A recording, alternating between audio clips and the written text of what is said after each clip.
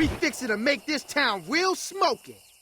Welcome back to the channel, everyone. Today we have a few different topics that I want to talk about. We have a new patch that's coming. We have the details about that. We have a tweet from Harada that's talking about a upcoming event. We'll get to that. And I also want to talk about how all of these new updates are affecting the game. Tekken 7 is 7 years old if you go all the way back to arcade. How is the game maintaining right now, currently? We're going to discuss it in this video, but before we do, please hit that subscribe button. Subscribe to the channel. It helped the channel grow, get bigger. More people were able to find the videos. Also follow me on Twitter. I've been tweeting out a few things, interacting with the community, and also too, if you find some interesting discoveries, feel free to send it to me. People have been sending me remixes of Tekken songs, fan arts. I like seeing all of it, right? So with that being said, let's jump into it. Tekken 7 has been kind of a weird roller coaster these past, I would say, like 3 or 4 years. I think all of this weird madness with Tekken 7 started with the launch of Leroy. Launch Leroy, to me, is when Tekken 7 started going downhill. Falkenraum followed right after, another overpowered DLC, and then Lita right after him. And even though people were arguing that Lita was balanced on release, she obviously wasn't. The character has been getting nerfed ever since, as well as Kunimitsu. At the same time, you have the netcode just collapsing like I'd never seen a game collapse before. I play a lot of different games, and I never seen one collapse in on itself like Tekken 7 has. It is bonkers. They went ghost on us for like a year and a half after Lita came out. It's kind of funny looking back at it. No one knew if they were going to do a season 5 or if they were going to go right into Tekken 8. And with patch 5.0, they kind of did both. They gave us, it basically is a season 5, but there's no characters and no stages. You have a big balance, we'll put that in quotes, big balance, new tactics. 5.1, it comes out like 2 weeks later, and they basically tweak some more characters. They still didn't nerf Zafina. That patch confused people even more because they added this change to the wall tech, to the way you stand up at the wall. And a lot of people were speculating that they did that because they wanted to nerf Akuma. They wanted to nerf how he was able to hop over, because that's what it seemed like it affected. Also, caught in the crossfire was Lily and Zhao Yu. And now I was wondering if this was intentional. They may have been gunning for Akuma, but they may have hit unintentionally characters who hop over in the same fashion. Now, the update that we're going to be talking about today was discovered by a person on Twitter, YIGGS. Yigs is their Twitter. It says, new patch labeled hotfix. Now, when I think of hotfix, this can mean many things. I've been playing a lot of Tekken 7, and there's been a lot of weird interactions. Them changing the wall tactic in the ways that they did made the game, I don't want to say it broke, the game broke, but I think it feels a little bit wonky now. There's a few situations and there's a few attacks that I do with my Yoshimitsu, or even when I switch to other characters, where we collide, we clip through each other, someone will go over me, side switch. It's been a lot of weird and wonky situations that's been happening, even on Twitter. The Akuma mains of Twitter, they have already discovered, even day one, they already discovers ways to wall tech, to wall trap people, even Lily players and Zhao Yu players.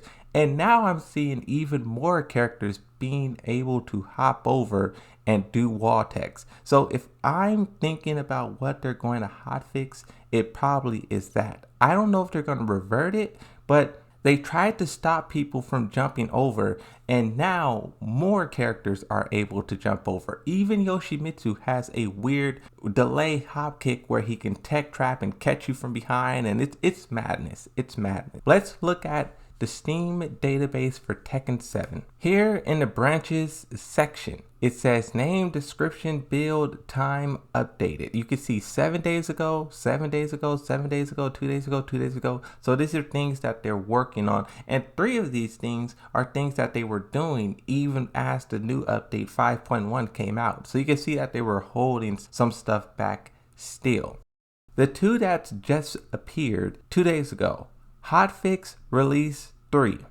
Hotfix Debug 3. But this is at least 5 changes that has yet to be implemented into Tekken 7. Under, you can see the ones that are already public. You can read the names of this one: build for dev team no debug, build for dev team with debug mode. As for when this update can come out, my guess probably will be either the 18th or the 25th. That's basically next week or 2 weeks from now. And the reason why I'm not really sure which of the two it will be is because there's a lot of regional finals that are happening. I know EU regional finals is taking place this weekend, so it would be weird to do a update the same time as a regional finals is taking place. What comes after EU's regional final, I have no clue. But it's going to be difficult now. After a year and a half of doing nothing to the game, they finally are updating the game, but these updates are colliding and clashing with tournaments. I saw on Twitter people were upset. Their characters getting nerfed, some characters getting buffed, and then in 3 days there's a tournament. Because Tekken is a very knowledge check focused game. And when you change the properties on one attack, 2 attacks, that can throw off everything. In these very intense moments when you rely on reaction, you rely on training, these new updates destroys. And that's why we see a lot of people using these new tactics in tournaments, because yes, people are practicing them, but that muscle memory on how to react to them isn't ingrained in the community just yet. While we're here looking at the Steam database, I thought I would check and see how these updates and also the announcement of the Tekken 8 trailer has been affecting the game. We can see how many people are playing and have been playing over the past couple of weeks. You can see the all-time peak 5 years ago. This is 18, almost 19,000 people playing at once. Right now, at the time recording, 3,300. All-time peak is 6,000. So that's pretty good for a 7-year-old game. When you look here at the lifetime concurrent players on Steam, the blue line is Twitch, the green line is people actually playing the game itself. This super massive spike right here, 200,000 people watching, is of course Evo. I want to look and see if this is bigger. If we zoom out to all, we could see that the all-time peak for Twitch was in 2019, Knee versus Arson Ash, 239,000 people watching.